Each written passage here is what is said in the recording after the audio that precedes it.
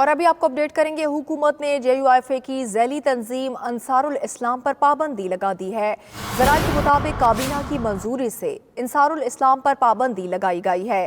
حکومت نے JUIFA کی ذیلی تنظیم انصار الاسلام پر پابندی لگا دی ہے۔ ذرائع بتاتے ہیں کہ کابینہ کی منظوری کے ساتھ ہی انصار الاسلام پر پابندی عائد کی گئی ہے۔ یہ جو فوٹیج آپ ملاحظہ کر رہے ہیں، یہ گردش میں تھی خبروں کی کہ یہاں پر ایک تنظیم کو بنایا جا رہا ہے اور اب اسی تنظیم پر بتایا جا رہا ہے کہ پابندی عائد کر دی جائے گی۔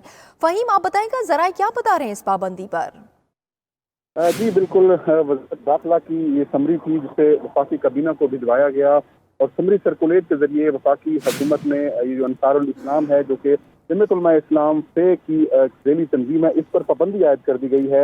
اور ذرائع یہ بتا رہے ہیں کہ جو وفاقی کابینہ ہے انہوں نے اس کی منظوری بھی دے دی ہے۔ اب یہ معاملہ کیونکہ وفاق میں بھی ہے اور یہ جو تنظیم ہے یہ چاروں صوبوں میں بھی موجود ہے، تو اب یہ معاملہ وفاقی حکومت کی منظوری کے بعد اور پابندی لگانے کے بعد صوبوں کو بھجوایا جائے گا، جہاں پر صوبے بھی اس تنظیم پر پابندی لگا دیں گے۔ آئین کے آرٹیکل 256 کے تحت اس تنظیم پر پابندی لگائی گئی ہے، اور نیشنل ایکشن پلان کا بھی حوالہ دیا گیا ہے۔ ایک نجی فورس اور ملیشیا تشکیل دی گئی ہے، اور خدشہ یہ ہے کہ آزادی مارچ کے دوران یہ تنظیم اسلام آباد اور فہیم، آپ ہمارے ساتھ رہیے، آپ سے مزید بھی بات کریں گے۔ ڈاکٹر معید پیرزادہ نے ہمیں جوائن کیا ہے۔ ڈاکٹر صاحب، آپ کا اس پر کامنٹ کیا ہوگا؟ آرٹیکل 256 کے تحت اس تنظیم پر پابندی لگا دی گئی ہے اور فوری طور پر امپلیمنٹیشن کے بعد پروونسز کو بھی ڈائریکٹ کیا جائے گا کہ اس تنظیم کو فوری روکا جائے۔ کیسا دیکھ رہے ہیں آپ اس عمل کو؟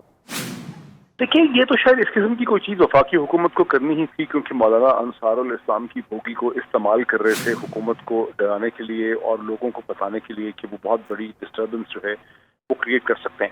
لیکن انصار الاسلام کے نام سے کئی تنظیمیں ایگزسٹ کرتی ہیں۔ انصار الاسلام 2004 میں مولانا سیف الرحمان جو تھے انہوں نے قائم کی تھی ناردرن ایریاز میں، باڑہ سے لے کے تیرہ تک یہ ایکٹیو رہی۔ پھر لشکر اسلام جو ہے اس کے ساتھ اس کا جھگڑا رہا، یہ رائول آرگنائزیشن تھی، اور 2008 میں دونوں ہی تنظیموں کو حکومت پاکستان فیڈرل گورنمنٹ نے اس وقت بین کر دیا تھا۔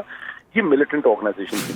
اب مولانا نے انصار الاسلام کا نام کیوں استعمال کیا ہے؟ شاید مولانا ایک نیریٹو شیپ کرنا چاہ رہے تھے، کچھ مغربی دنیا کو بتانا چاہ رہے تھے کہ پاکستان میں پرابلم ہے، کچھ انڈیا کو نیریٹو دینا چاہ رہے تھے، کچھ عمران خان کی حکومت کو ڈرانا چاہ رہے تھے، کچھ اپنے لوگوں کو ہمت دلانا چاہ رہے تھے۔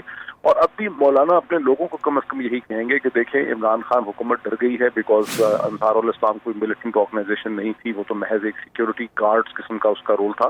تو یہ بدلتے ہوئے سیمینٹکس ہے پاکستانی پالیٹکس کے جو اس وقت ہم دیکھ رہے ہیں۔ مطلب حکومت ایک پریشر میں تو آئی ہے جب حکومت نے اقدام اٹھایا، حکومت نے ایسا اقدام اٹھانا ہی تھا۔